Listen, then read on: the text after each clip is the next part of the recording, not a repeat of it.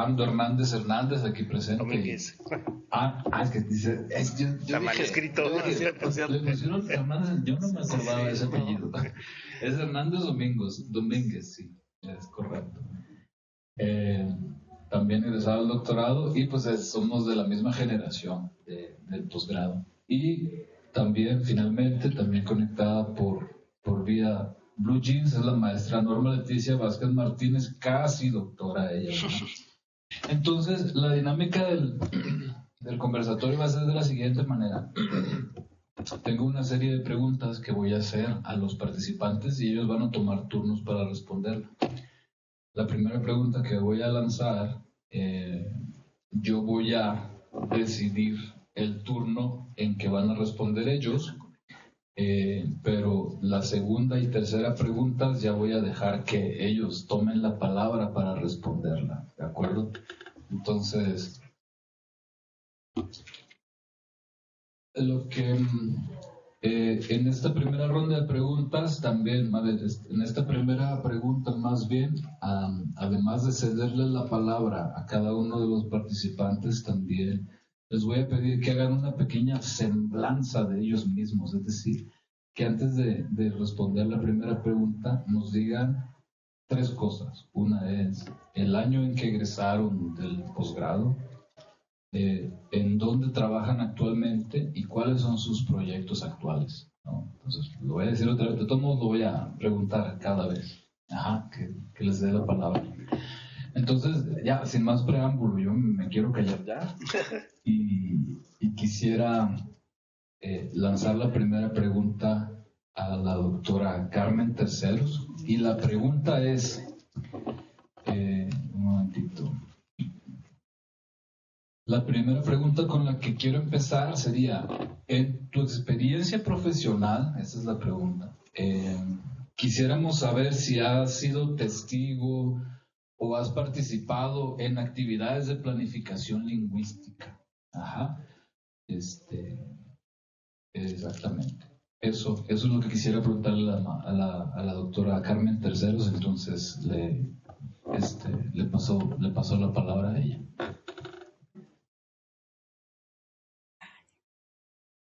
Buenas tardes, muchísimas gracias por la invitación. Y bueno, pues es un gusto bastante grande estar con ustedes. Actualmente trabajo en una entidad que hace investigación educativa como consultora y anteriormente he trabajado en evaluación de la calidad educativa a nivel nacional y en coordinación con lo que es el Laboratorio Latinoamericano de Evaluación de Calidad Educativa y UNESCO. Bueno, respecto a la primera pregunta, esta pregunta me genera 3 sentimientos, ¿no? Por un lado, insatisfactorias, por otro lado, satisfactorias y por último, esperanzadoras. En el sentido de lo insatisfactorio, no necesariamente tiene una vinculación directa entre la planificación lingüística y las temáticas del posgrado. Tiene más bien que ver con el tema de actitudes y lealtades hacia una variante lingüística en Bolivia, como es el caso concreto de la planificación de la norma estándar del quechua, que es la lengua que yo he trabajado y la hablo, ¿no? Y pues también con los libros de texto escolares implementados a partir del año 1995-96 y la década de los años 2000 en Bolivia. Entonces, en centros escolares en los que yo trabajo, periodo, los usuarios, en este caso el profesorado, estudiantes, madres, padres de familia, no se identificaban con la variante estándar configurada y reforzada además por una actitud inflexible de algún personal de instancias académicas y educativas relacionadas al tema. ¿Por qué? Porque no se tomaban en cuenta las otras variantes regionales al momento de interactuar talleres de capacitación y de implementación práctica en las aulas, ¿no? Entonces, pues maestras y maestros también manifestaban inconformidad y paro a la hora de poner en práctica, por ejemplo, los módulos o textos del libro en el aula. Entonces, y particularmente se observaba muchísima insatisfacción con los neologismos, ¿no? Bueno, en realidad considero que más bien se trataba de un tema de flexibilidad por parte de inflexibilidad, mejor dicho, por parte de las autoridades educativas por un lado, y del valor de una variante estándar por parte de los usuarios, por otro lado. Entonces, y lo otro, pues, en el sentido de satisfacción, pues las tres temáticas, sobre todo aquellas vinculadas con el lenguaje en uso, han sido de particular aplicación por mí, ¿no? Y en estos últimos años, en el marco de la implementación del modelo educativo boliviano denominado sociocomunitario productivo, una de las tareas producto de la nueva ley educativa ha consistido en la elaboración de los currículos regionalizados de un número importante de culturas indígenas en Bolivia. A través de estos currículos se han recuperado saberes de estos grupos, sus formas de gestionar su vida cotidiana, su entorno, su relación con la naturaleza, la socialización infantil, todo eso mediante técnicas de recojo de informes vocales, talleres y entrevistas, pues a lo cual faltaría su complementación con la realización de etnografías y registros de las interacciones comunicativas al nivel de la microinteracción y del habla espontánea cotidiana. Y otro hecho presenciado concierne a acciones de enseñanza-aprendizaje de lenguas indígenas en espacios urbanos de Bolivia, dado que es un mandato procedente de una ley educativa, el que estas son ahora, es decir, ahora son lenguas social que el castellano lo llamamos en Bolivia, al nivel nacional. En consecuencia, no solo el estudiantado de centros escolares rurales debe aprender en su lengua materna, si esta es lengua indígena, sino también aquel de los centros urbanos como segunda lengua. Adicionalmente, también las y los funcionarios públicos deben acreditar mediante la certificación de un curso, al menos a un nivel básico, de una de estas lenguas indígenas, las mayoritariamente habladas como el quechua, el aymara y el guaraní. Sin embargo, debo señalar que si bien actualmente estas lenguas presentan ahora una expansión de su uso como lenguas de aprendizaje en el área urbana, en el área rural sucede lo contrario, ¿no? Pues se observa un franco retroceso del aprendizaje de estas lenguas indígenas como lenguas maternas o iniciales. Y también señalar que en algunas entidades, por ejemplo, el caso de la gestora, que es una entidad de jubilaciones en la ciudad de Cochabamba, de donde yo soy originaria, y que es una región con una importante población adulta de habla quechua en comunidades rurales, se observa un uso natural del quechua en las interacciones de los funcionarios de esta entidad con mujeres y varones procedentes de áreas rurales. Y bueno, en el sentido de esperanzadoras y también alentadoras, puedo decir que pues el CIESAS tiene muchísimo para ampliar y profundizar estudios en las tres temáticas, ¿no? Y en el caso boliviano, incluso en lenguas tan estudiadas como el quechua y el aymara, pues se necesita aún mucho más.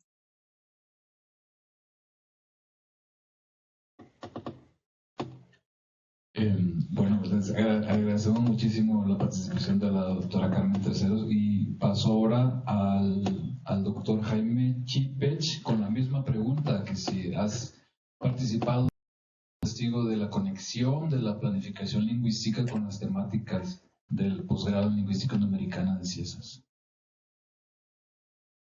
Ok, hola a todos y todas desde la península de Yucatán. Es un gusto ver caras conocidas y nuevas caras. Con respecto a la pregunta, más que responderlas, hay una cuestión interesante que me gustaría poner en la mesa sobre el término planificación lingüística, ¿no? Cuando escuchamos este término, generalmente aterrizamos en las instituciones gubernamentales, en contextos escolares.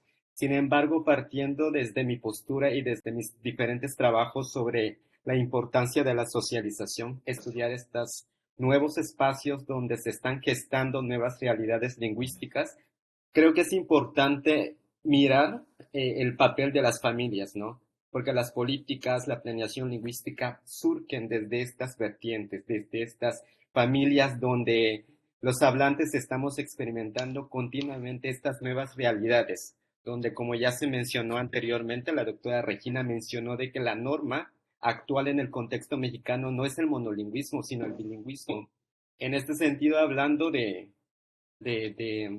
estas nuevas realidades en interconexión con las familias, es importante tener en cuenta el papel también de las familias indígenas en esta cuestión de planificación lingüística. Bueno, más que nada lo que intento en términos generales aterrizar es esta relación, ¿no? De la planificación lingüística, pero en interconexión con las familias, donde se están dando estas nuevas realidades.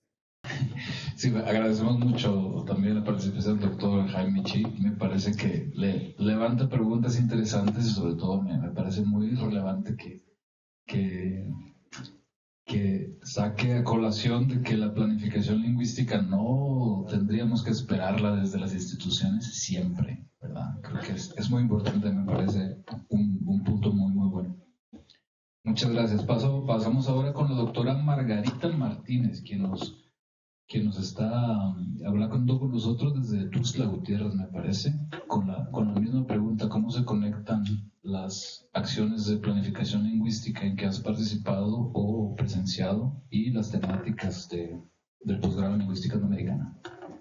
Buenas tardes a todos y gracias por compartir la palabra. Yo creo que entonces no dejamos a un lado la presentación que nos habías pedido y nos concentramos en la pregunta, ¿verdad?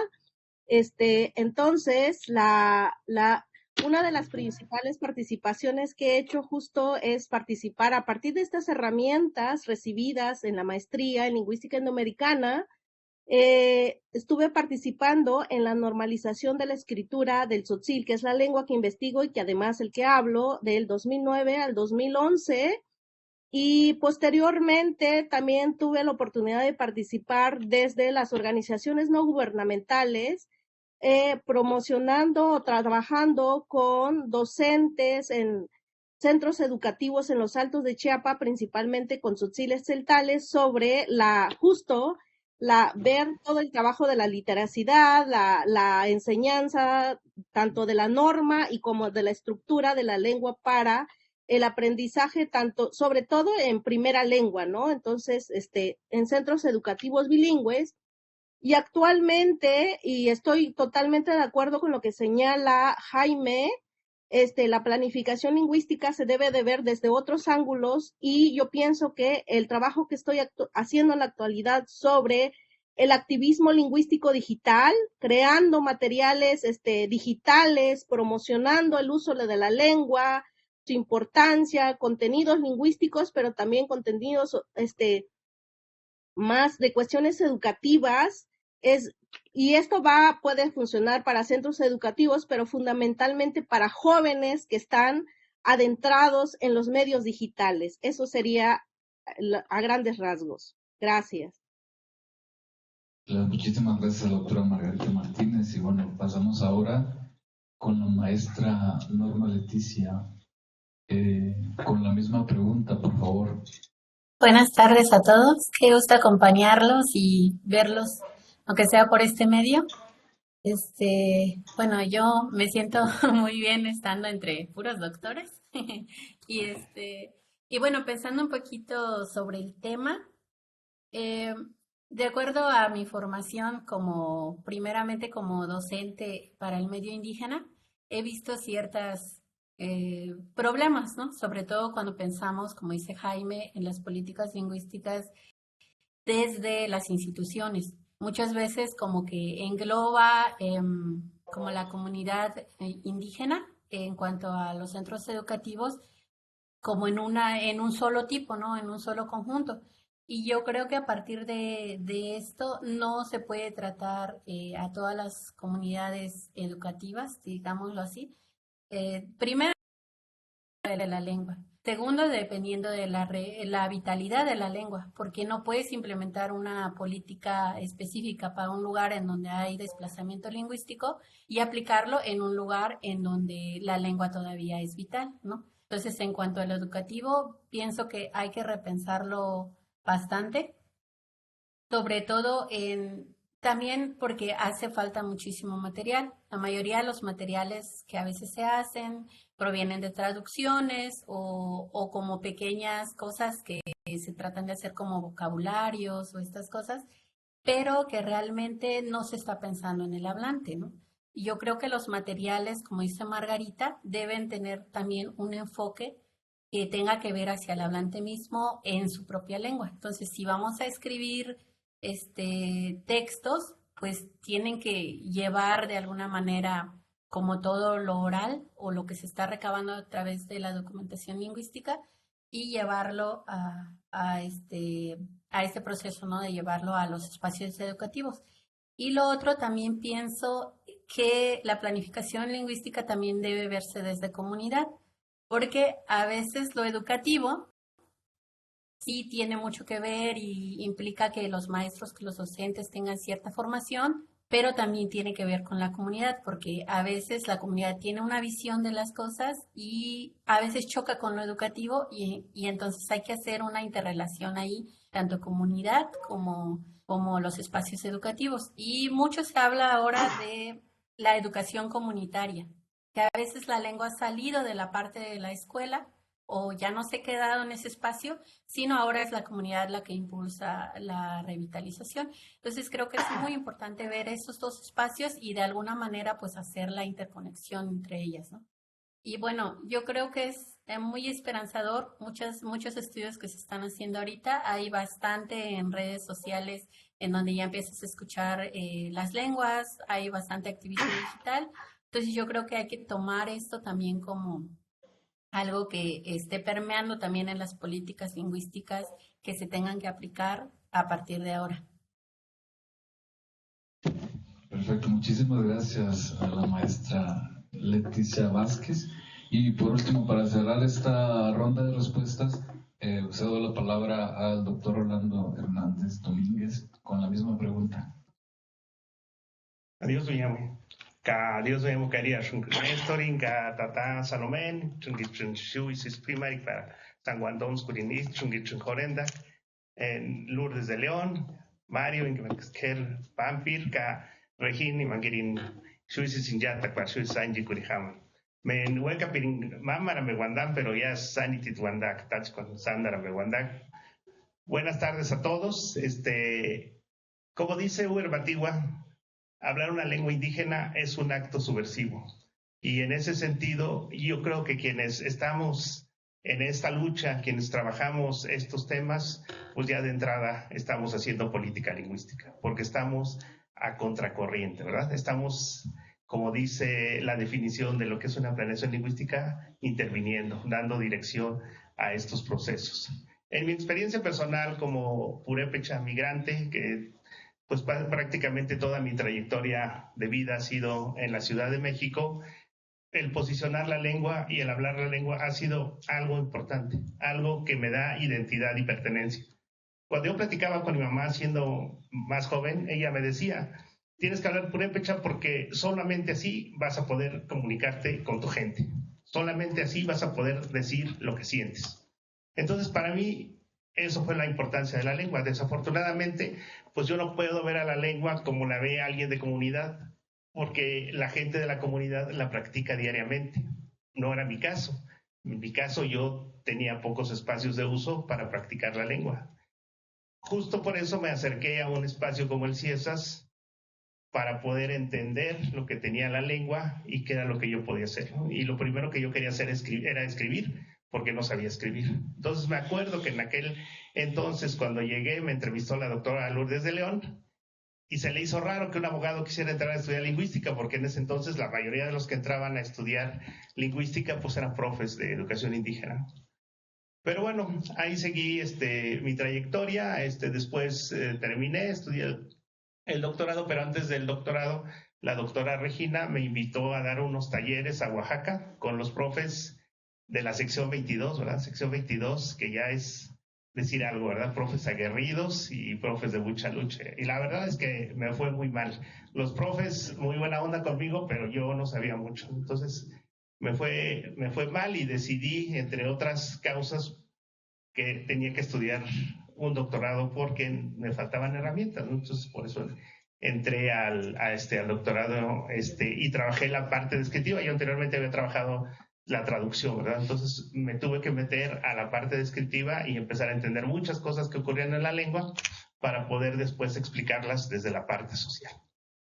Y afortunadamente, a partir de ahí he tenido la oportunidad de trabajar en diversos proyectos que han tenido que ver precisamente con estas intervenciones. Básicamente he trabajado con profesores de educación indígena, pero también he tenido la oportunidad de trabajar con las comunidades, con mi comunidad y otras comunidades purépechas y de otras lenguas. Digamos que he podido trabajar con alrededor de 50 lenguas de las 68 que están documentadas, ¿verdad? Entonces, eso me ha dado la oportunidad de ver muchas perspectivas y de tener la oportunidad de haber aprendido de los compas Huirras, de los compas Nayeri, de los yaquis, haber aprendido de los tojolabales, y yo creo que en este sentido, pues todo el tiempo estamos aprendiendo. El día que dejemos de aprender, pues yo creo que ya estamos listos para irnos al otro plano, pero pues hasta ahorita yo creo que todavía me queda mucho por aprender.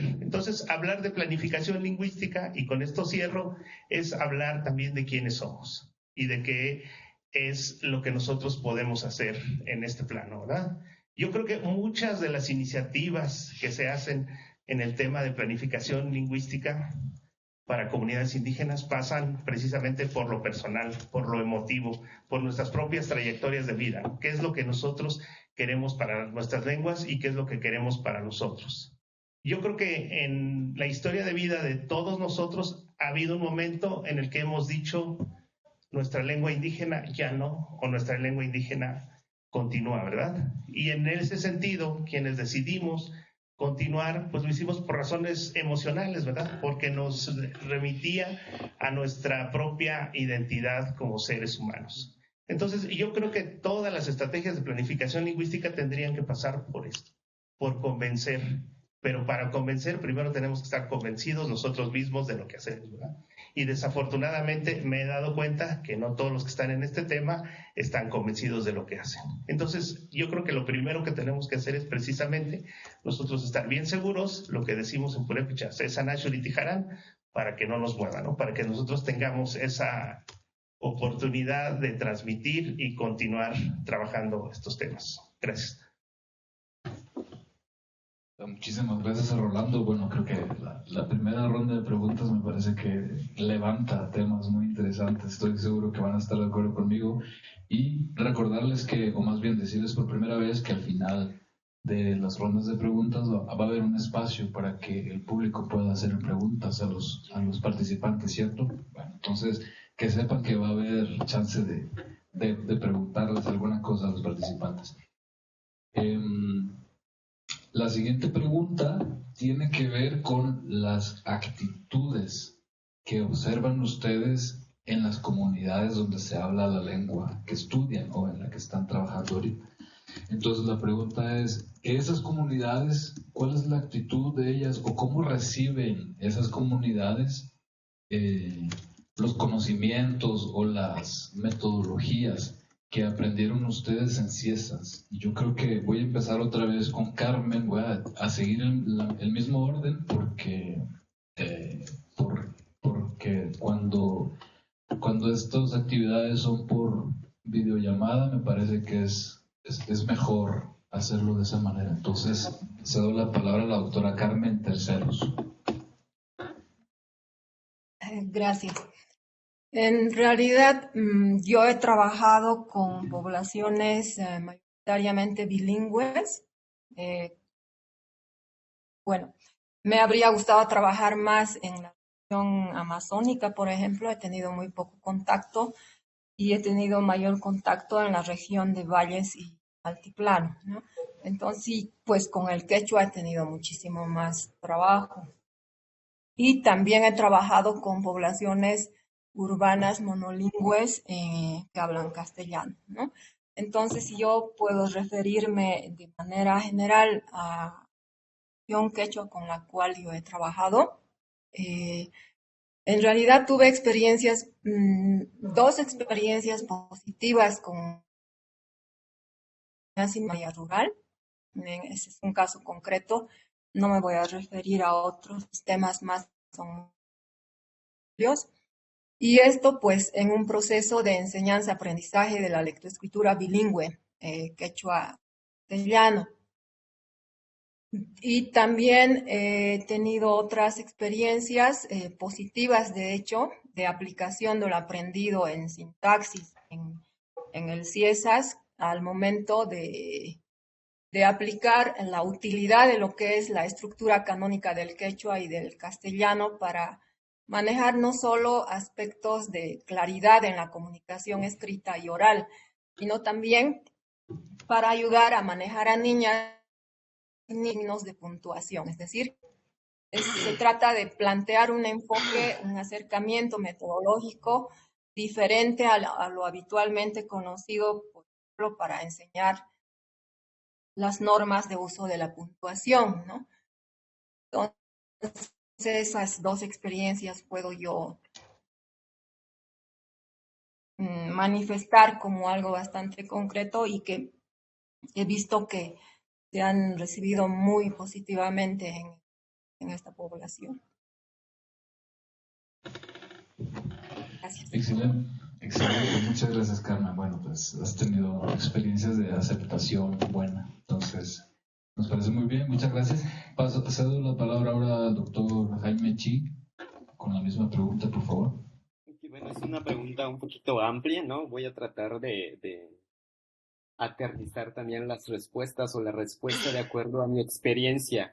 Yo creo que una de las premisas de nosotros como investigadores de nuestras propias lenguas es que también podemos influir de cierta manera en nuestras comunidades lingüísticas. Parto desde eso porque yo, recordando en mis trabajos de campo, yo empecé a trabajar con un grupo de niños, donde uno de ellos no hablaba maya, sino solamente entendía. Sin embargo, el hecho mismo de estar inmerso con este grupo lo incité a hablar maya, porque documentaba a los niños que hablaban maya, que es mi interés particular, ¿no? En ese sentido, este niño empezó a esforzarse en hablar maya para poder interactuar conmigo. Y digamos que de cierta forma nosotros, por eso menciono esta parte, podemos influir indirectamente en las actitudes lingüísticas, en las ideologías lingüísticas. Porque la gente, al menos en la comunidad donde he llevado a cabo mis trabajos, mi comunidad, no tienen esta conciencia de la importancia de la lengua, ¿no? A veces no nos preguntamos, ¿es importante hablar maya o español? Sino simplemente usamos las lenguas de acuerdo a las necesidades comunicativas y no tenemos esas actitudes. Y estos espacios son los que también pueden fomentar las lenguas indígenas. Y bueno, es lo que quiero compartir con respecto a esta pregunta. Muchísimas gracias, Jaime. Pasamos el uso de la palabra a la doctora Margarita Martínez. Adelante.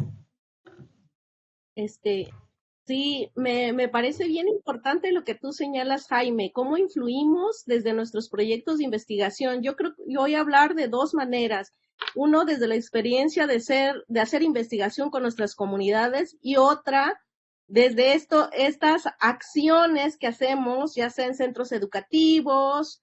Y, por ejemplo, en mi caso, cuando hablaba de estos trabajos que hicimos en centros educativos de nivel preescolar y básico, pues hubo momentos de encuentro o sea, muy interesantes de diálogo y de construcción, pero también hubo muchos momentos de desencuentro.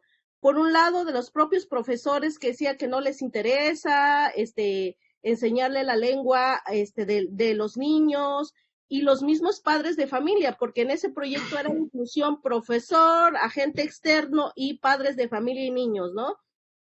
Y los propios padres de familia nos cuestionaban por qué tendríamos que enseñarle la lectoescritura, porque en este caso estábamos hablando con tzotzilhablantes, niños tzotzilhablantes, y la importancia de la lectoescritura con los niños, y ahí muchas madres cuestionaban eso, justo por lo que señala Jaime, estas necesidades comunicativas. Dices que yo ya he sufrido tanto que no quiero que se repita este rechazo, esta discriminación recibida. Y por otro lado, había profesores que estaban como muy interesados en esto. Y la parte como investigadora, por ejemplo, el último proyecto actual que estoy haciendo sobre documentación lingüística, histórica y etnográfica, de un grupo de danzantes, estoy registrando ahí discurso y arte verbal entre los danzantes de mi lugar de origen, donde yo soy originaria de Huistán, uno de los municipios de los Altos de Chiapas, y la gente me agradecía muchísimo que toda la interacción, que todo el diálogo, los trabajos de campo, el registro de diferentes eventos comunicativos asociados a la danza, que es del carnaval, se diera todo en tzotzil, ¿no? Entonces, y también, y hablando de esta parte de quizás son las maneras en que nos acercamos, y quizá no era la manera en que nos acercamos cuando yo me acerqué a los centros educativos, o no sé, también son los actores, pero ahora ver cómo devolvemos,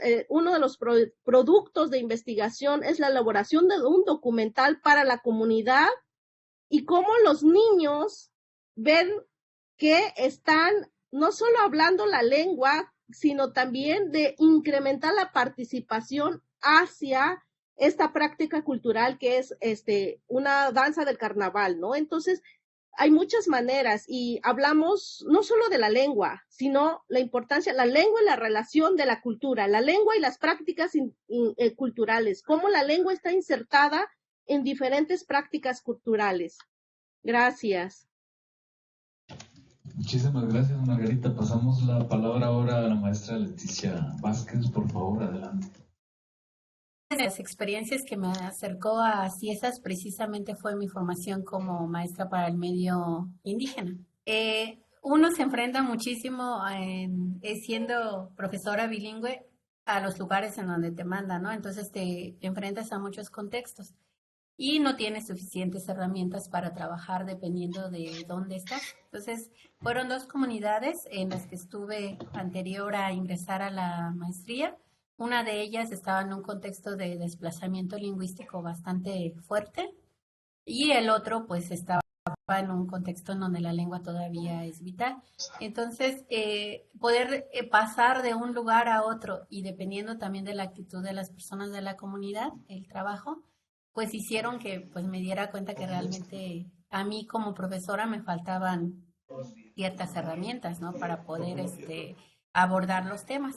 Entonces, en el primer lugar fue muy bonito porque los miembros de la comunidad, ahí sí, todos los miembros de la comunidad participaron, y al final tuvimos la elaboración de un libro, más o menos, que fue un vocabulario inicial para empezar el proceso de revitalización. Lo malo de los profesores indígenas es que no te quedas mucho tiempo en una comunidad, ¿no? Entonces te tienes que mover, y pues a veces los que vienen o retoman o no el proyecto. Entonces, en el siguiente lugar en donde estuve, allí era lo contrario. O sea, era muy vital la lengua, pero los papás pues casi no querían que se les enseñara la lengua indígena en la escuela, ¿no? Entonces era como estar en esto de que pues es importante porque es una escuela bilingüe, pero el reto era convencerlos a ellos o concientizarlos de alguna manera que la lengua era importante, y lo otro pues que el reto era para el maestro porque era una escuela en donde no se hablaba la variante que yo hablaba, ¿no? De zapoteco. Entonces era como empezar a aprender desde cero y pues eso te iba a llevar mucho tiempo. Entonces esto me llevó al CIESAS y por eso también agradezco mucho, ¿no? Haber entrado a la maestría, porque ahora viene una siguiente etapa. Que entrar a la maestría fue lo que me ayudó a tener un acercamiento más a mi comunidad. Como dice Margarita, hacer las interacciones todas en zapoteco, aun cuando uno sale y bueno, no tienes mucho con quien hablar cuando te vas a estudiar a otro lado, pero hablar esta lengua, el zapoteco, me ayudó a tener la interacción con las personas. Al principio, pues sí tuve que apoyarme de mi abuelo paterno, que era el que me acompañaba para poder hacer la plática a los señores a quienes iba a entrevistar, pero ya después para ellos también se les hizo normal verme allí, ¿no? Y entonces era normal que algún familiar o alguien de la comunidad se me acercara y dijera, no, pues pasas a la casa y platicamos, ¿no? Entonces eso fue muy bonito. Porque pues de alguna manera este trabajo también nos acerca a nuestras comunidades para los que tuvimos que salir para estudiar, ¿no? Porque a veces pues para poder salir adelante en cuanto a estudios académicos, pues necesitas trasladarte a otro lugar.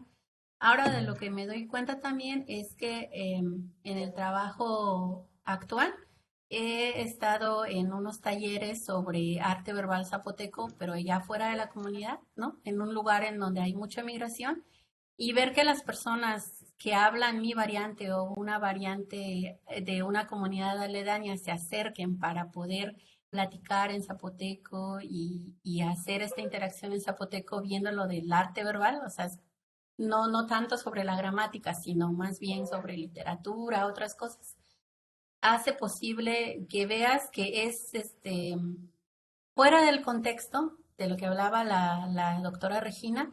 En los lugares urbanos también se puede hacer trabajo que tenga que ver este vínculo, porque de todos modos seguimos siendo paisanos, ¿no? Personas que vivieron en la comunidad.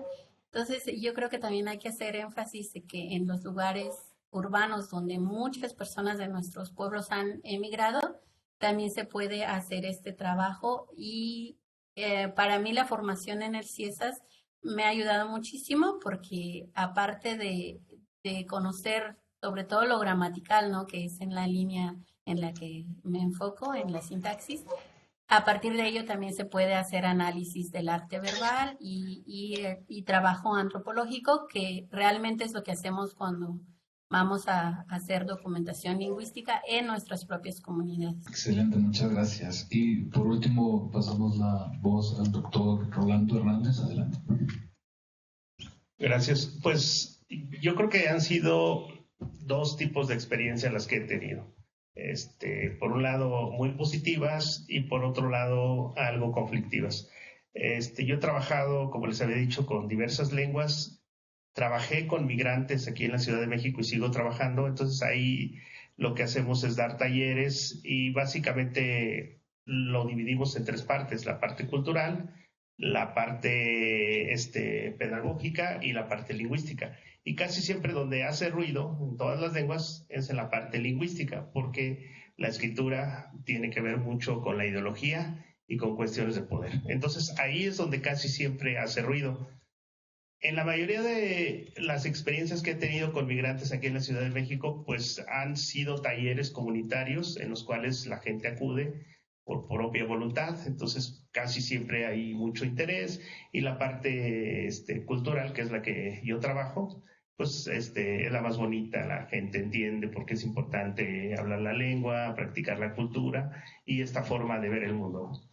En el caso de los diplomados que hemos dado con instancias como el IEPO o como la Dirección General de Educación Indígena, es distinta la experiencia, porque ahí la gente llega porque pues tienen que tomar ese tipo de capacitación, ¿verdad? Entonces casi siempre van a empezar 100 y terminan 30 o 20. Eso es en la parte numérica. Y en la parte ya de trabajo, pues en la parte cultural está muy bien, pero en la parte lingüística siempre hay conflictos con los sistemas de escritura, ¿verdad? Entonces yo creo que una de las cosas que tendríamos que seguir trabajando es cómo transmitir estos conocimientos que como lingüistas especialistas en lenguas indígenas tenemos a la gente común y básicamente a la gente que se dedica a la educación. Entonces, ese es uno de los temas que yo he visto que necesitamos seguir trabajando, didactizar el conocimiento especializado que tenemos y transmitirlo. Ya cuando he trabajado con la comunidad purépecha, nosotros tenemos un colectivo, lo pueden buscar en Facebook, es el colectivo Eratzin, se escribe Eratzini, y es colectivo Eratzin y Ciesas, estamos vinculados con el Ciesas, gracias a la generosidad del doctor Mario, que nos alberga ahí en el Nanguiná. Entonces, pues trabajamos desde el 2016, talleres que damos en verano, una semana en vacaciones, y nos vamos a distintas comunidades purépechas a dar diplomados. En esos diplomados igual hemos tenido muy buena recepción y básicamente pues ahí la gente acude precisamente por interés, incluso manejamos alguna cuota de recuperación, entonces pues se maneja de manera distinta. Casi siempre pues llegamos a buenas conclusiones que nos permiten seguir trabajando en otros ámbitos. El caso que les quiero comentar así de una manera particular es el caso de los 18 diplomados que tuvimos a nivel nacional con la DGI, uno de los cuales era el purépecha, ¿verdad? Entonces, en aquella reunión que tuvimos en Acapulco, me acuerdo muy bien, fue muy difícil el trabajar con maestros que trabajaban en el sistema de educación indígena purépecha hablantes, porque hay todo este tema del poder, de la escritura y de la propuesta que ellos hicieron, porque básicamente en purépecha hay dos propuestas, la propuesta que trabajaron los profes de la DGI y una propuesta que trabajaron investigadores y gente de la comunidad, que es la que usamos nosotros, que es la que tiene base fonológica. Entonces, ahí el debate, pues más bien tiene que ver con cuestiones ideológicas y políticas y es muy difícil convencer a los profes, aunque saben que la escritura que ellos proponen tiene huecos, pues es muy difícil que haya un convencimiento porque, como les decía, tiene que ver con contratos, tiene que ver con poder y tiene que ver sobre todo con ideologías lingüísticas. Entonces ahí yo creo que también nos hace falta seguir trabajando y finalmente, y yo con esto cerraría esta parte, lo que nos debe de interesar es que la escritura en nuestras lenguas se practique y que les permita a las nuevas generaciones acceder al código escrito de sus lenguas. Entonces, y yo creo que en lenguas que no son tonales, donde no se ha trabajado tanto la parte fonológica, tendríamos esa tarea, ¿no? Llámese náhuatl, llámese purépecha, llámese huirra, llámese odam, todas estas lenguas que no son tonales, donde no se ha trabajado la fonología tanto como se trabaja en lenguas tonales, serían una buena área de oportunidad para empezar a generar materiales en nuestras lenguas. Gracias. Rolando, sobre las áreas de oportunidad de las investigaciones lingüísticas, tiene mucho que ver con la pregunta que viene a continuación. Para que alcancemos a escuchar preguntas del público, me parece que vamos a poner la tercera y la cuarta pregunta, las vamos a juntar. Ajá. Entonces, lo que les quisiera preguntar ahora a continuación es lo siguiente. ¿Qué tanto, es decir, en las actividades de planificación lingüística en las que han participado, quisiéramos saber si ven una conexión entre los conocimientos y herramientas que proporciona el posgrado y esas actividades? Es decir, ¿están conectados o no? Y si ustedes ven, como hablaba Rolando hace un momento, algún área de oportunidad, es decir, ¿qué le falta a las herramientas que te brinda el CIESAS para que se pueda aprovechar tu conocimiento y tu participación al máximo en actividades de planificación lingüística? Sería la pregunta, y pasamos la palabra una vez más a la doctora Carmen Terceros. Adelante. Bueno, en realidad yo no observo desconexión, más bien es todo lo contrario, en especial la planificación del estatus, del corpus y de la adquisición requieren de estas temáticas, ¿no? Y porque pues sin planificación del estatus no podría concretizarse sin una previa, es decir, la planificación del estatus no podría llevarse a cabo sin una previa planificación del corpus. Entonces, la importancia de este tipo de planificaciones en el contexto boliviano, por ejemplo, podría verse en las siguientes situaciones, ¿no?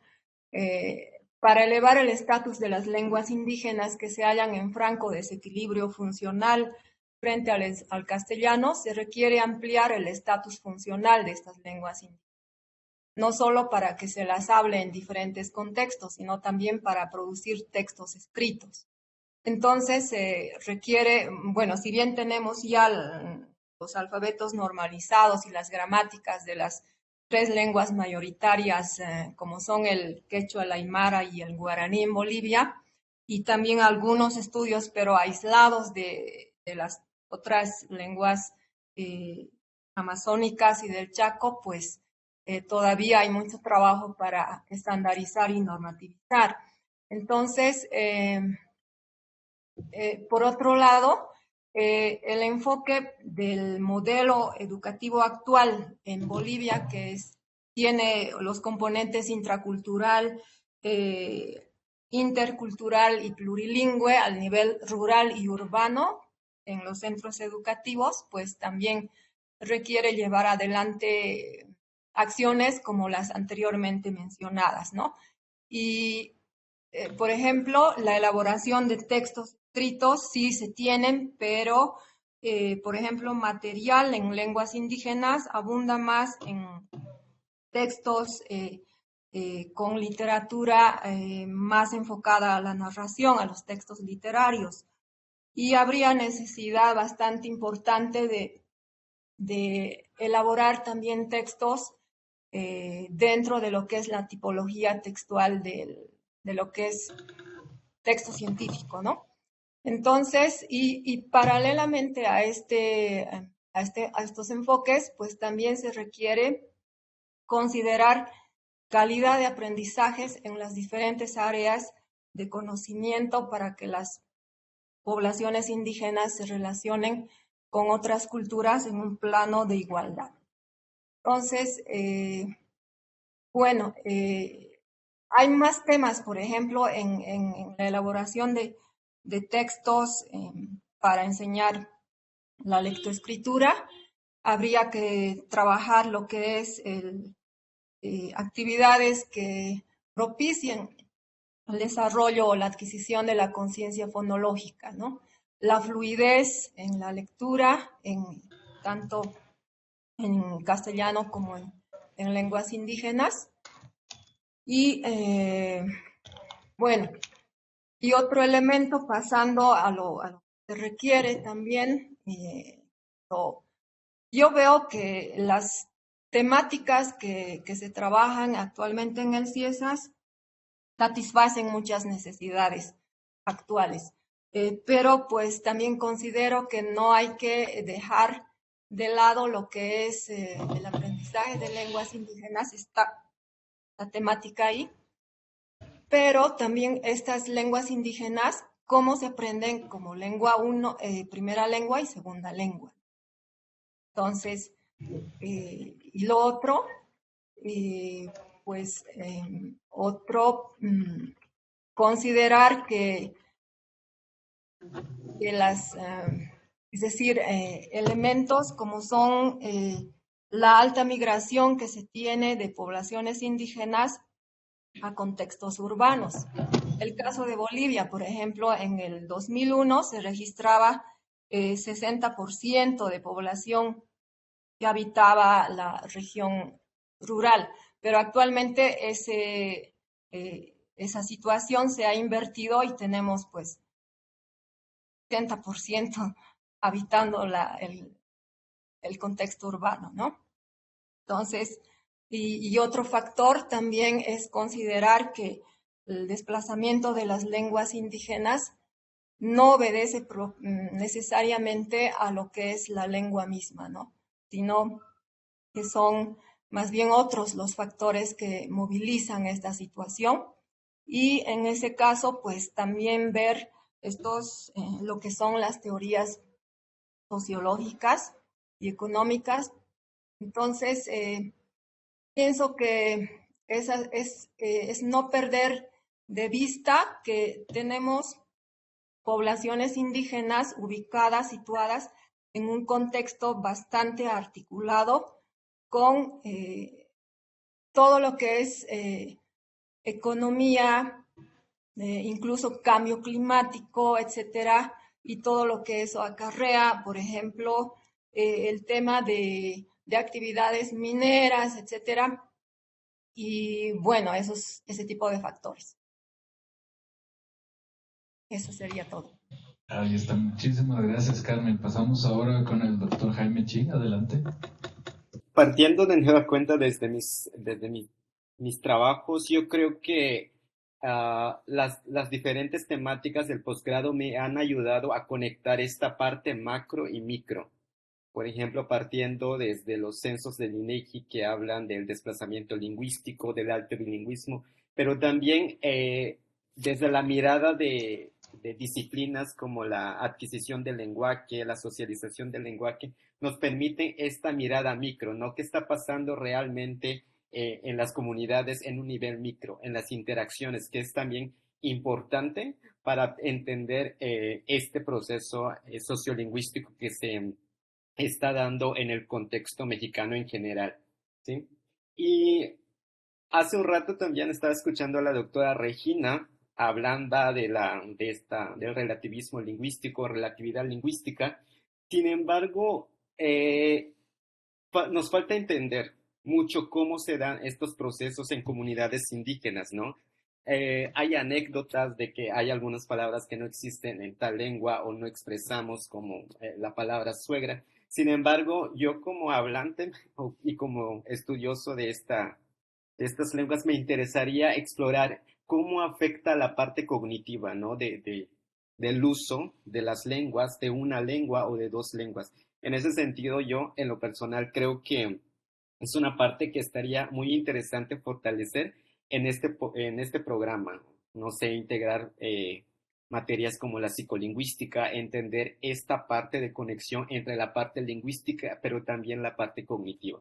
O sea, cómo influye el hecho de hablar maya, el hecho de hablar zapoteco y también anexarle un poquito más de algo que es el bilingüismo, ¿no? Como el hecho de hablar no solamente zapoteco, sino también español, cambia nuestra percepción de la realidad. Bueno, es una parte muy personal que me interesaría explorar en en la parte lingüística. Sería todo. Muchísimas gracias, Jaime. Adelante, la doctora Margarita Martínez. Muchas gracias. Definitivamente tiene muchísima conexión. Yo estoy muy agradecida con todos los profesores que me formaron tanto en la maestría como el doctorado en lingüística indoamericana, porque pues uno tiene como todas las diferentes, no solo entendimiento de las ramas, sino también las diferentes facetas en el campo de la investigación, ¿no? En mi caso, el hecho de haber estado en la línea de la adquisición y socialización del lenguaje, por un lado, me ayuda muchísimo a entender estos nichos comunicativos, estas relaciones que hay, porque ahora, siendo profesora, y también he tenido la oportunidad de que todo el tiempo, ¿cuándo vas a dar curso en Tzotzil? ¿Cuándo tienes tiempo para darnos curso en Tzotzil? Y distinguir, bueno, ¿a qué grupo le voy a dar ese curso? ¿Será Tzotzil para lengua 1? ¿Será Tzotzil para lengua 2? Estas cuestiones metodológicas son sumamente importantes y eso se nutre no solo con el trabajo de la adquisición y socialización que enseña en el CIESAS, sino también fundamentalmente refuerza y le da sustento todo el trabajo morfosintáctico y fonológico que recibimos, ¿no?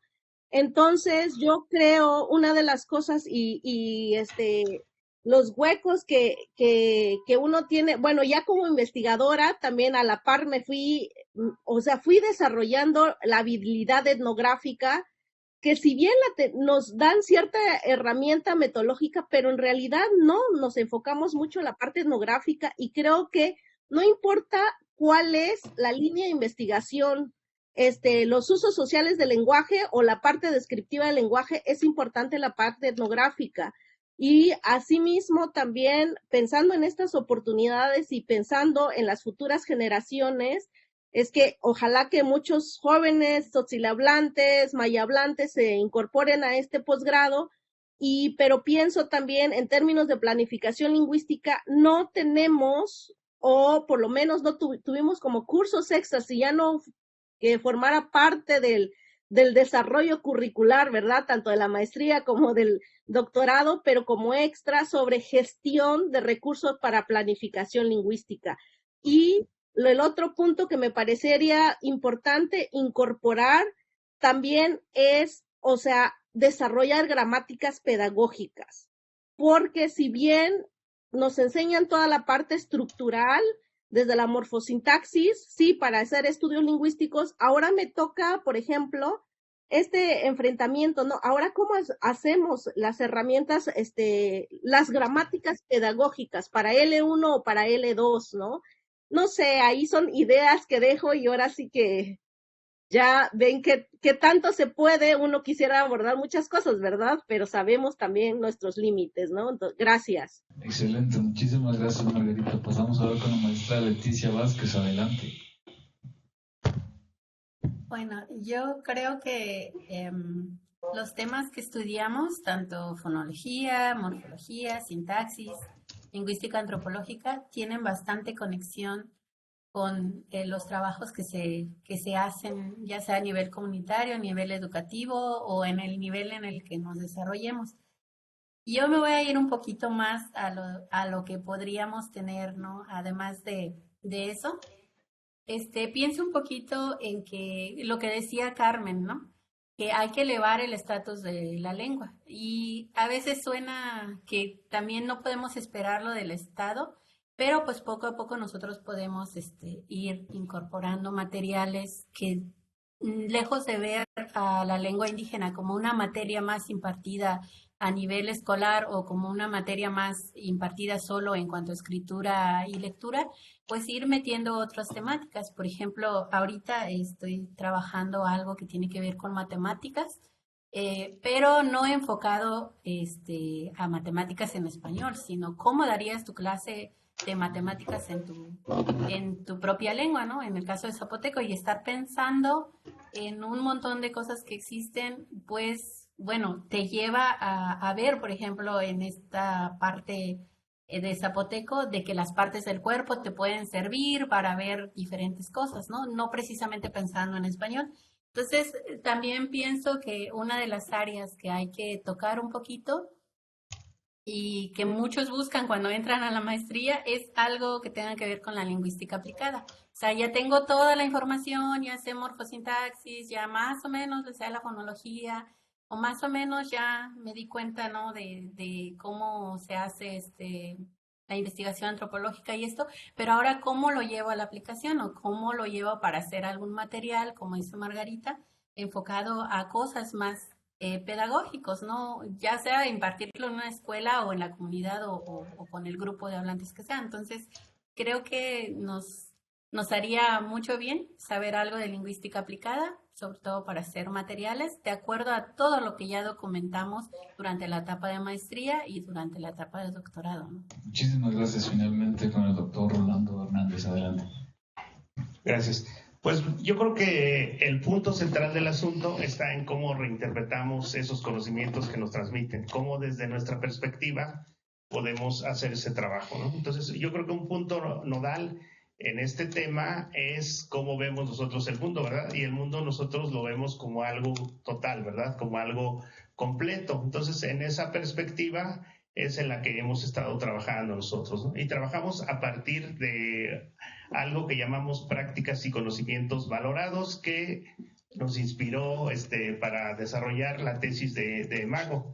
Entonces, ¿qué son las prácticas y conocimientos valorados? Pues son todas aquellas actividades y conocimientos que son propios de nuestras comunidades, que nos ligan, que nos dan identidad y pertenencia, pero sobre todo que han permitido la continuidad histórica de nuestros pueblos. Esos temas trabajamos los otros dos. Entonces, aunque yo soy purépecha y Maite también es purépecha, no son las mismas prácticas y conocimientos valorados los que existen en Huancito que los que existen en Pátzcuaro. En su pueblo, en la elaboración de productos a partir del barro, esa es la actividad importante, esas son sus prácticas y conocimientos valorados que se han ido transmitiendo de generación en generación. En mi pueblo no, en mi pueblo es la elaboración de figuras de chuspata, o lo que en español se llama tule. Entonces, a partir de ahí, pues trabajamos conceptos lingüísticos. Por ejemplo, en mi pueblo, pues hay muchos conceptos para describir el trabajo con la chuspata. En el pueblo de Maite debe de haber muchos que tengan que ver con el trabajo con el barro. Entonces, aquí rápidamente, para darles un ejemplo, pues podemos ver un campo semántico ahí interesante, ¿verdad? Cuando nosotros mojamos la chuspata para trabajarla, para que sea blanda, decimos cuatápera. Pero también decimos eso cuando le vamos a pedir un favor a una persona y la necesitamos ablandar primero, ¿no? Entonces le damos vueltas y vueltas hasta que nos diga que sí, ¿verdad? Entonces también es cuatápera.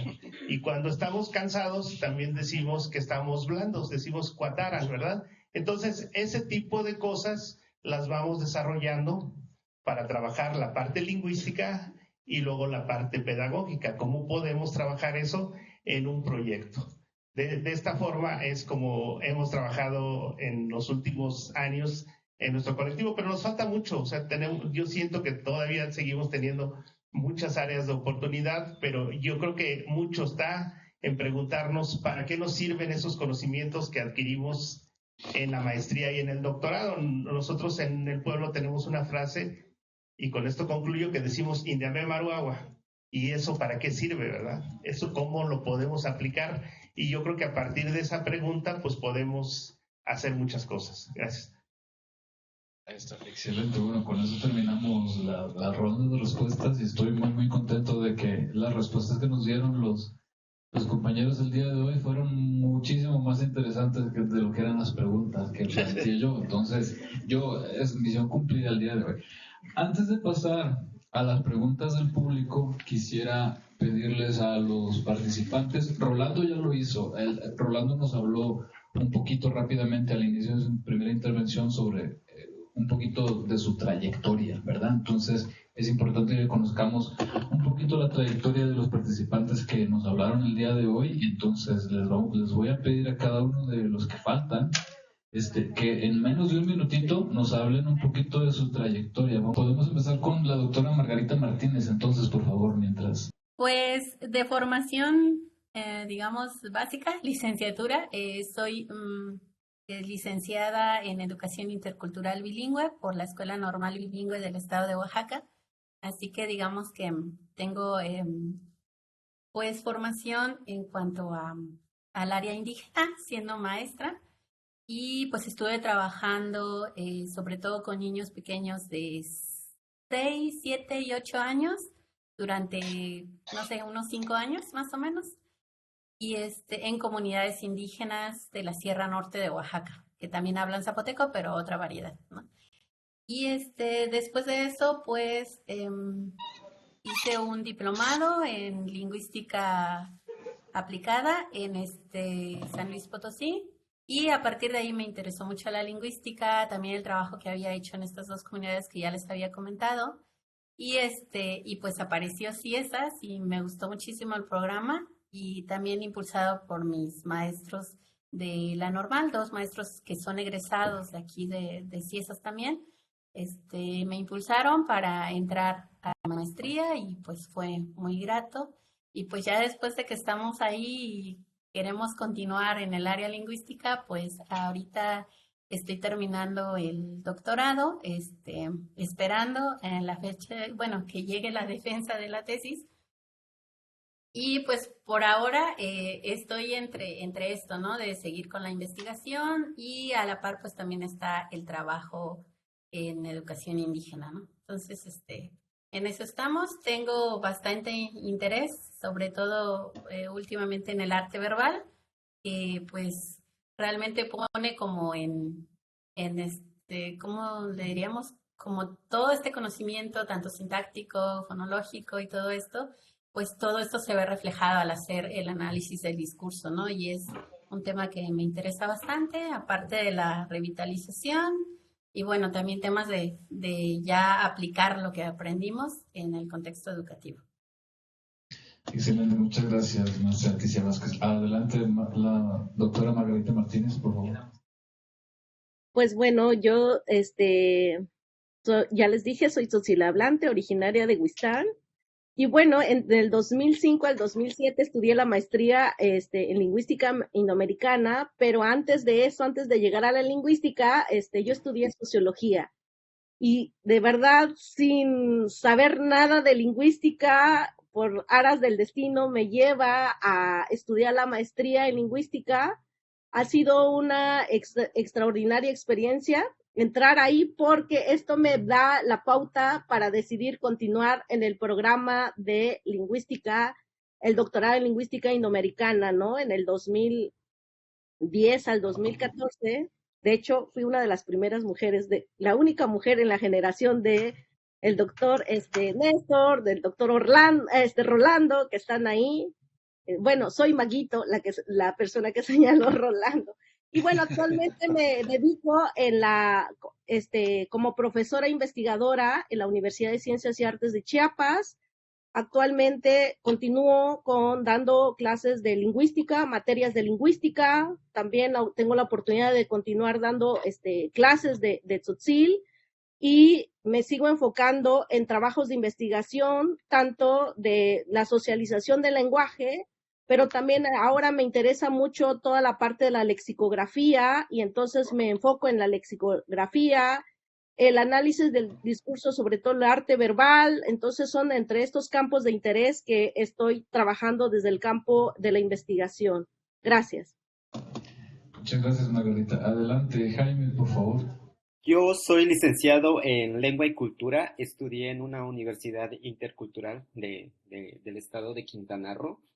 Y también me interesó estudiar esta parte lingüística. Al llegar a Ciesas no tenía idea nada de morfología, de fonología. Llegué en ceros y fue un poquito, me costó trabajo entrar a este proceso de entender estos procesos fonológicos, morfológicos y sintácticos del maya.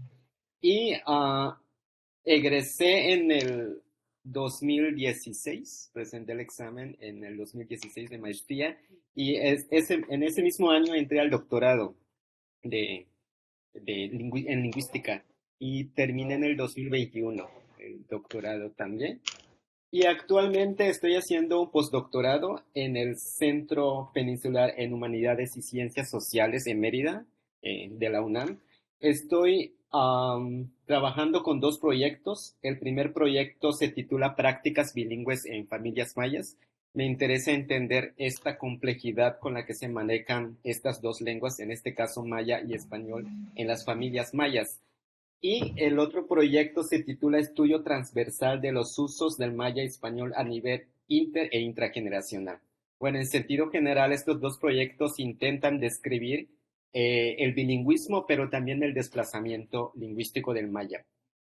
Considero que el bilingüismo es una herramienta importante que nos permite entender estos espacios donde se están desplazando las lenguas indígenas. Y sería todo. Excelente, muchísimas gracias. Y para finalizar, la doctora Carmen Terceros, adelante, por favor. Como licenciatura tengo pues el título de licenciada en francés y un diplomado en lenguas y culturas.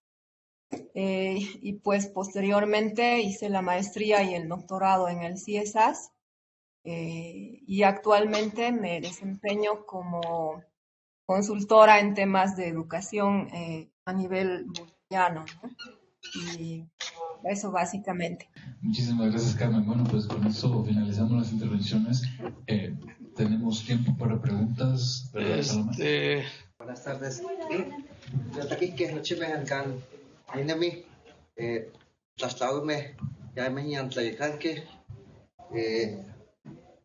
yan nikan tinami payingway kat samachti nane kan walewa no kalpai toka atiaka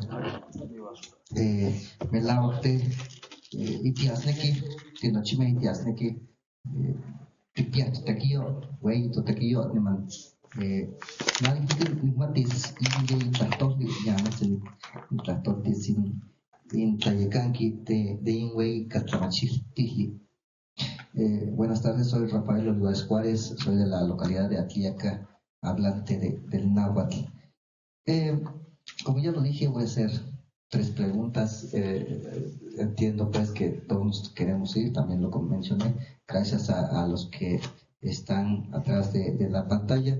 También quisiera que participaran en esto, pero más bien yo lo voy a centralizar en el doctor Salomé, si me lo permite.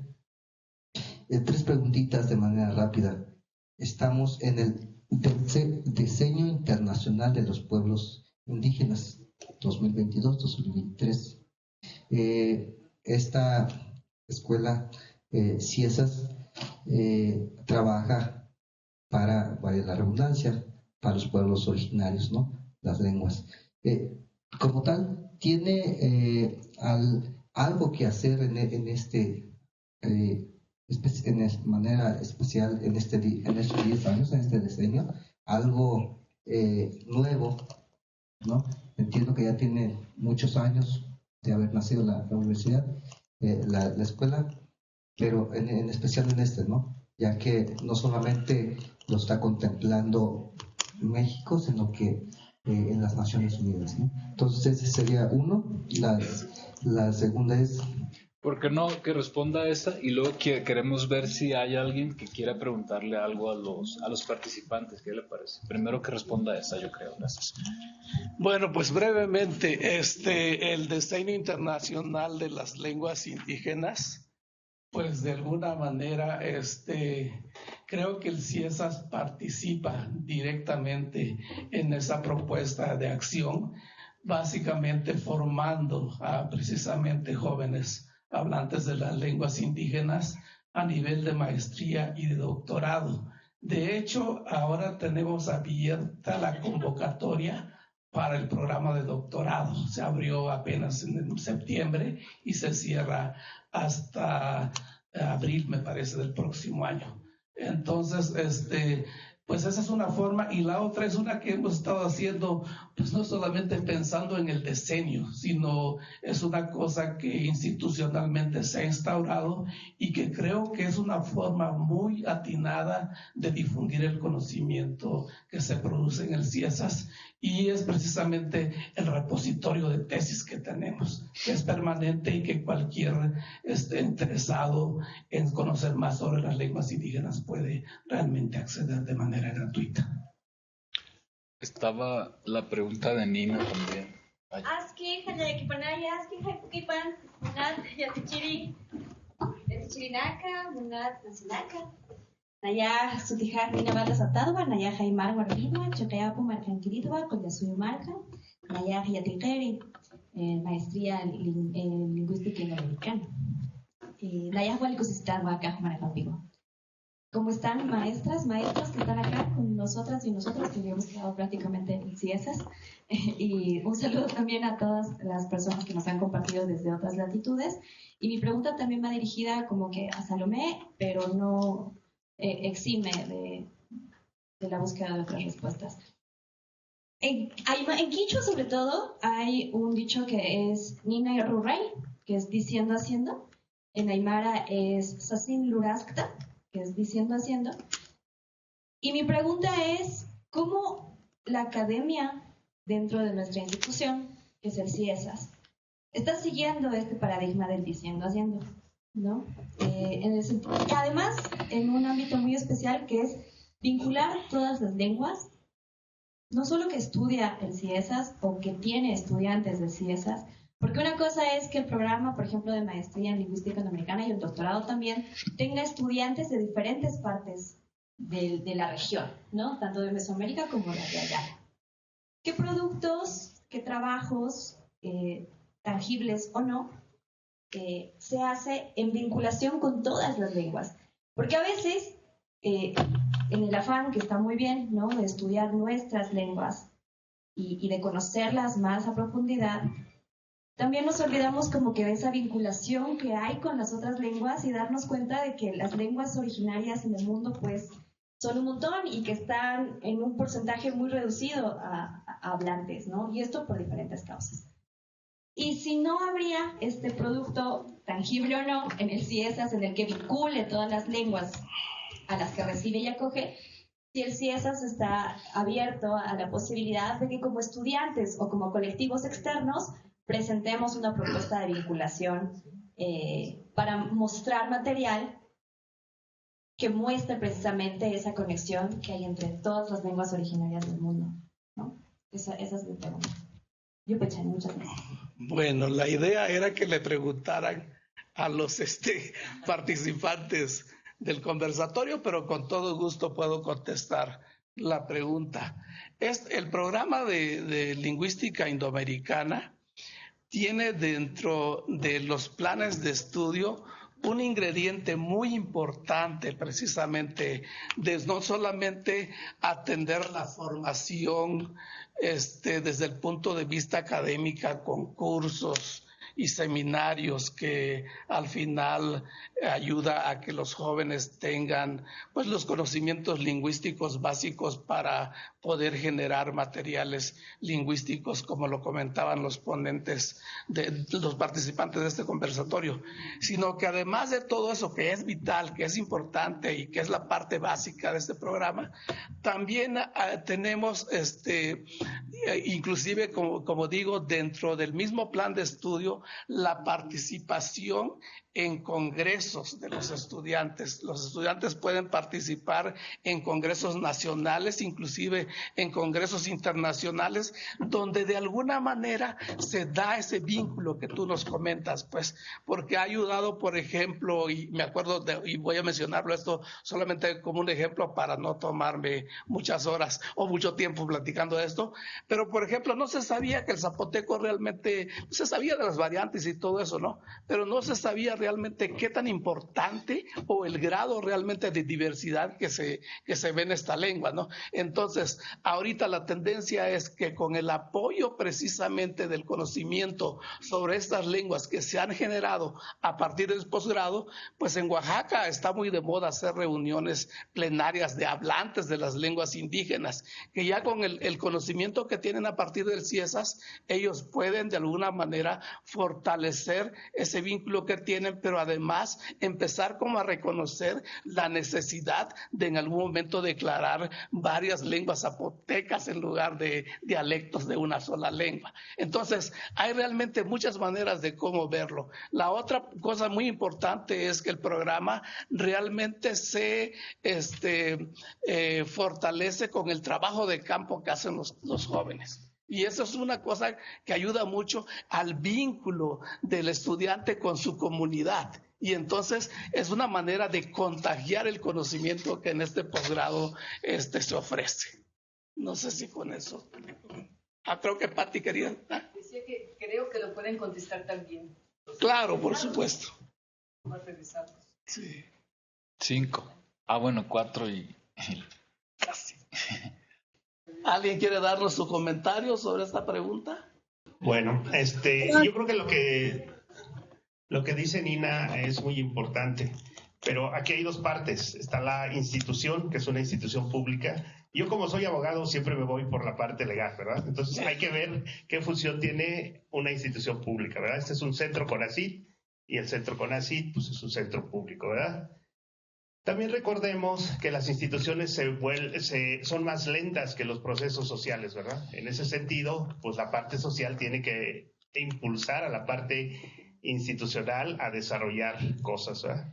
Hay cuestiones aquí tan simples como las prácticas culturales que dices, Dina, que de repente no están reconocidas dentro de los ámbitos institucionales, y en una institución con esta perspectiva, pues debería de haber como más estos temas, ¿verdad? Pero también depende mucho de nosotros, de que nosotros los impulsemos como parte de las comunidades en las que se hablan nuestras lenguas, en las que se practican nuestras culturas.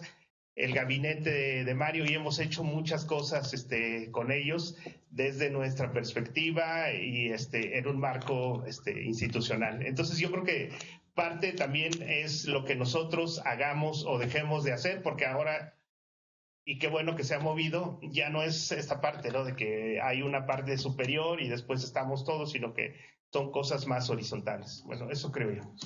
Pues, bueno, muchísimas gracias a Néstor por moderar este conversatorio y por supuesto a la doctora Margarita, a la doctora Carmen, a Jaime, a Rolando y a la próxima doctora Norma Leticia por todos sus comentarios, y coincido con Néstor que creo que la pregunta que hacías pues daba para eso, ¿no? Para enriquecer esta parte, y creo que todo lo que se comentó es realmente muy nutritivo, ¿no? Bueno, y ahora llegamos a la etapa ya final de la jornada y pues bueno, se va a hacer la clausura a cargo de la Subdirección de Docencia.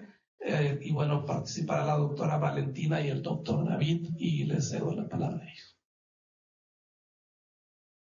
Bueno, pues muchas gracias a todos. Estamos terminando esta larga jornada de encuentro de egresados, y creo que cerramos el día de hoy con broche de oro con el posgrado de lingüística, particularmente el doctorado, pero bueno, pues la patita no está tan chiquita como decía Regina hace rato. Creo que es uno de los posgrados fuertes que hay que seguir fortaleciendo, y la verdad me da mucho gusto la participación tan amplia y nutrida que hubo hoy. Me gustó mucho la presencia y la visita que tuvimos de estudiantes de la ULIM.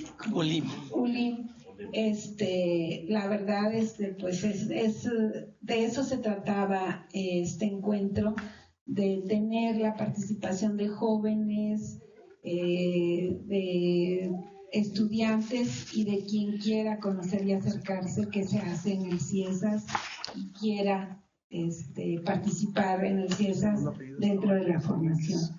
Entonces, bueno, pues la verdad es una gran satisfacción. Decimos, hoy cumplimos 2 semanas de haber empezado este encuentro continuo todos los días. Fue maratónico, pero pudimos presentar a todos los posgrados, los 11 posgrados. Ya pronto vamos a hacer 12 a partir de enero. Y bueno, haciendo cuentas muy, muy rápidas, fueron 11 días continuos de actividades, dentro de las cuales hubo 9 conferencias, 19 mesas temáticas, 9 conversatorios y la presentación de un libro. Entonces, otra de las cosas importantes es que todas estas presentaciones, ponencias, conversatorios, reflexiones, quedaron plasmados en más de 30 videos que ya se pueden ver en la página de seguimiento de egresados, y que bueno, son materiales que yo los invito a que los vuelvan a ver, los tengan como referencia si no pudieron ver.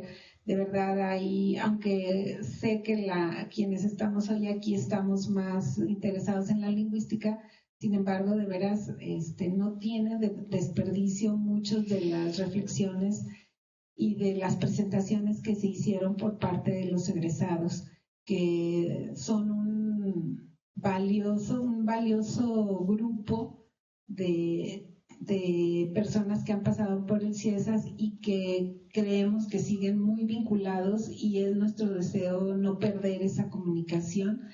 Retomando un poco lo que la compañera al final preguntaba, ¿no? Y yo creo percibir en ella que ella tiene inquietud de crear o de desarrollar un proyecto de vinculación, y yo le diría, no sé, ¿eres estudiante ahorita de la maestría? Pues muy bien, o sea, digamos, no estás en calidad de egresada, sino de estudiante activa, y yo creo que estas inquietudes, iniciativas son muy, muy bienvenidas. Quizás puedas ya estar visibilizando cuál va a ser tu futuro después de graduarte y titularte debidamente, pero si tú tienes esa inquietud, yo te diría, hay que proponer un programa, un proyecto, un plan.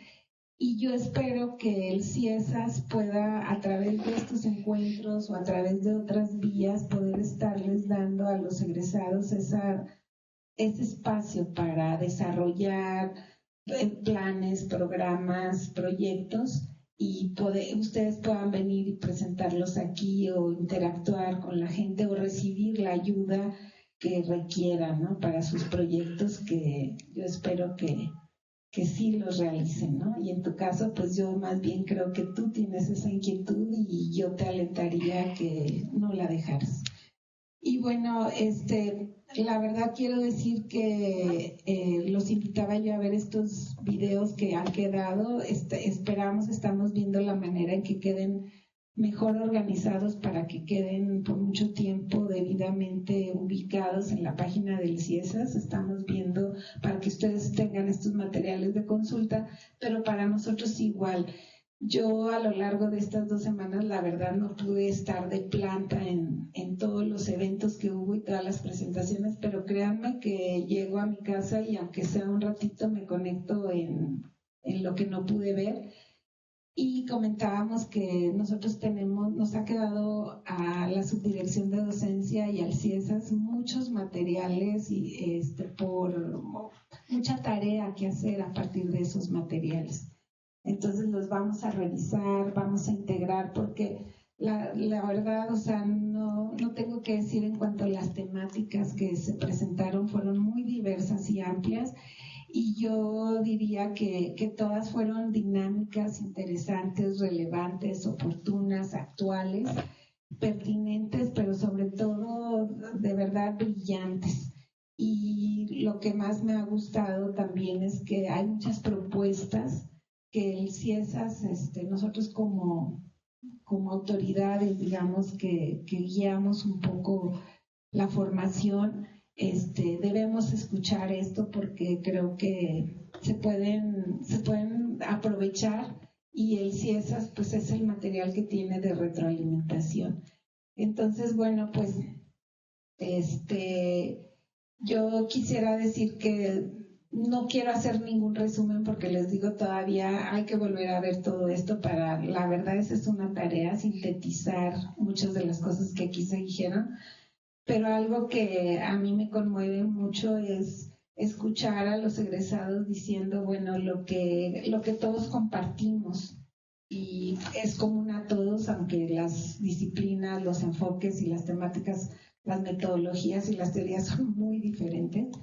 Pero creo que a todos lo que nos une es la pasión por investigar y la pasión por escribir. Y bueno, eso de verdad se ve, se muestra claramente en todas estas presentaciones que hubo. Y como les digo, de tareas pendientes ahí van a quedar muchas, pero creo que uno de nuestros compromisos fundamentales va a ser mantener y mejorar la comunicación de la comunidad de docencia del CIESAS y dentro de esta comunidad obviamente los egresados. Entonces esto en otros formatos, pero lo vamos a continuar. Y bueno, pues yo le quiero dar la palabra a David y a Nancy, que son realmente el alma también atrás de este gran evento. Pero sin antes pues agradecer realmente a todos los que participaron. Contábamos, creo que son más de 160 participantes a lo largo de estas 2 semanas, más todos los profesores y autoridades que anduvieron por ahí, pero como egresados es alrededor de 100. Importante que hizo posible el que pudiéramos llevar a cabo este encuentro, pues es el equipo técnico del CIESAS. Aquí atrás de nosotros está todo el departamento de difusión, que le agradecemos muchísimo todas las facilidades, toda la difusión, la preparación de los programas, de las, pues todas las imágenes, pero también muy importante el equipo que está dentro de la subdirección de docencia. Y bueno, aquí tenemos a Alejandra Castañeda, que no se ve en el video, pero Ale, por favor, que te vean un ratito. Claro. Ella de verdad que aprendió muchísimo porque ella sí casi estuvo permanentemente en todas las conferencias, conversatorios y todo. Ella estuvo viendo que la parte técnica y pues muchas gracias, Ale. Ahorita no está con nosotros, pero abajo está Ale Trejo también. Acá arriba está Arturo, que también ha colaborado. Tenemos 2 becarios, Jorge Razo y Zaira Jiménez. Y bueno, pues qué decir de David, que también estuvo aquí, y bueno, Nancy.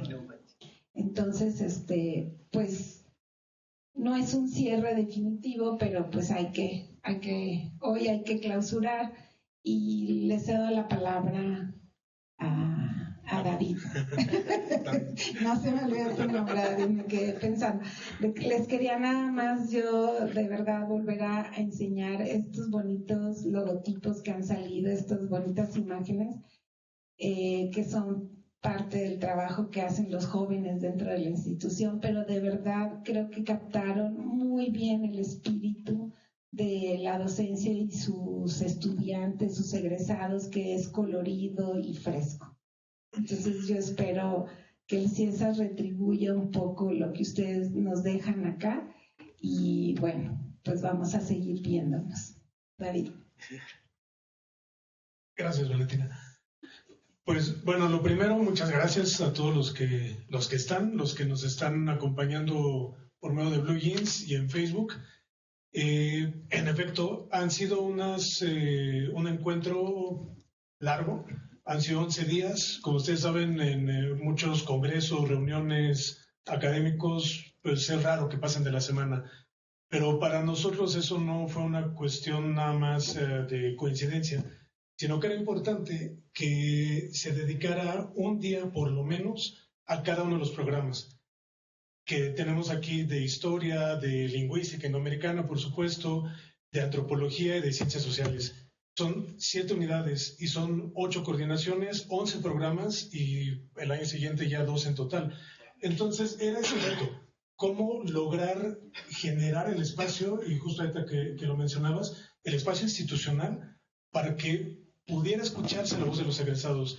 A veces pareciera una especie de ruptura o distanciamiento al menos, ¿no?, entre los egresados una vez que ya son tales y salen de la institución.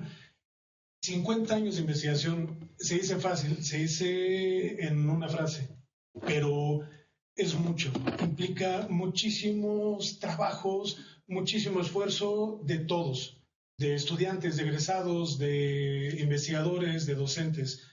Entonces, vaya, ese era el espíritu, y algo que ustedes pueden notar en el título de este evento es el primer encuentro, porque la intención no es solamente por y en honor a los 50 años, que en parte lo es, pero es para dar esa trascendencia y ese espacio institucional a los egresados, ¿no? Queremos un segundo, un tercero, un cuarto, un quinto y muchos más encuentros de egresados. Lo digo yo, que soy un egresado también del CIESAS.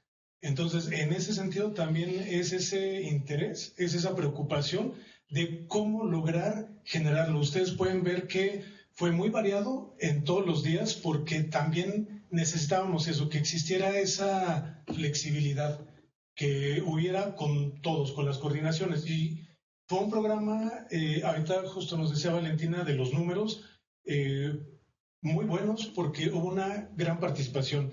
Y como ustedes pueden ver, hubo días en los que fueron 2 mesas, un conversatorio, conferencias, o solamente fueron 2 conferencias, o la presentación. Fue muy variado, justamente para tratar de generar y que estuviera ese espacio de la diversidad que existe en el CIESAS y que se manifiesta con los egresados. Y en verdad es algo muy hermoso escucharlos a todos con esa trayectoria, algunos de un par de años, algunos más de un par de décadas, ¿no? Y todo eso lo que nos puede enseñar. Entonces, vaya, solamente decir que este ha sido un primer paso que no se hizo en 2 días, ha sido toda una planeación y una serie de trabajos a lo largo de un año, y aunque ya lo mencionó Valentina, yo lo reitero, o sea, este trabajo se logró también gracias en gran medida a las coordinaciones académicas. Ahorita, como lo mencionaba, 8 coordinaciones académicas, tanto sus coordinadores y sus coordinadoras como los secretarios y secretarias técnicas. Hacía un trabajo en conjunto con el área de difusión y prensa. También, por supuesto, por parte de la subdirección, y lo vuelvo a reiterar, Alejandra Castañeda, Alejandra Trejo, los dos becarios, Zaira Jiménez, también Jorge Razo, por supuesto Nancy García, Valentina y todo el equipo que está atrás, ¿no? Entonces, vaya, lo único que me queda es agradecerles que se hubieran aventurado con nosotros. Eso creo que es lo más importante y vaya, no son formatos rígidos. Siempre las instituciones deben ser un andamiaje en el cual sí podemos ponerle los títulos, ¿no? Académicos correctos, etcétera. Pero lo importante es lo que nosotros hacemos. Entonces, esa ha sido la intención y vaya, pues enhorabuena por toda la participación y la colaboración de todos y cada uno de ustedes. Y les doy la palabra a Nancy García. Muchas gracias. Pues es un placer, la verdad, estar aquí con ustedes, con aquellos que están en línea, con aquellos que van a ver las grabaciones posteriormente. Haber sido parte de este primer encuentro de egresados, la verdad es que es muy emocionante.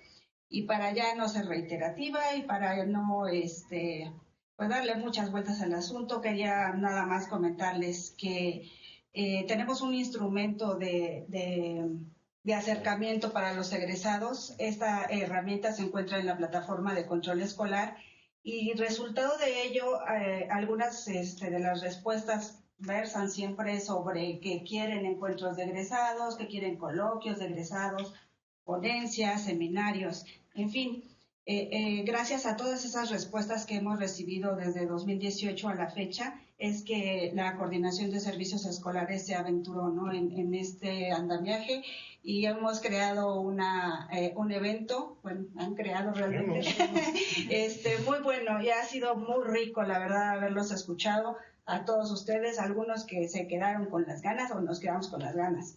Y la verdad nada más me gustaría comentarles algo. Hace poco recibimos por parte de la Auditoría Superior de la Federación una auditoría, valga la redundancia, y una solicitud de información impresionante, como de 30 hojas, ¿no? Pero les voy a compartir, hubo un punto que decía, describan y documenten las gestiones y mecanismos de los que dispuso el CIESAS para determinar que la estructura y contenido de los planes y programas de estudio se diseñaron con base en los requerimientos curriculares y en los elementos que permitieran fomentar las vocaciones científicas que contribuyan a la solución de los problemas prioritarios y a la construcción de un país incluyente y justo desde la generación del conocimiento y enseñanza. La verdad fue un reto dar respuesta a preguntas como estas en unas acciones tan puntuales como las que estaban evaluando la Auditoría Superior. Nosotros dimos respuesta en medida en que nuestros conocimientos, los planes de estudio y sus mismas respuestas como egresados y como estudiantes cuando participan en la evaluación docente nos permitieron recopilar. Sin embargo, después de estos 11 días de haberlos escuchado a ustedes y a todos los programas y a todas las personas, la verdad es que nos quedamos con una gran tranquilidad en la respuesta que dimos y sobre todo con un gran reto para ustedes, para los estudiantes y para las generaciones futuras. Pues enhorabuena. Gracias.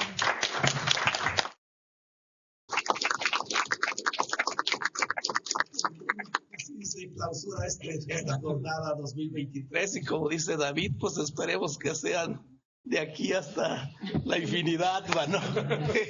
Bueno, muchas gracias a todos y hay unos bocadillos ahí arriba, entonces si gustan pasar adelante.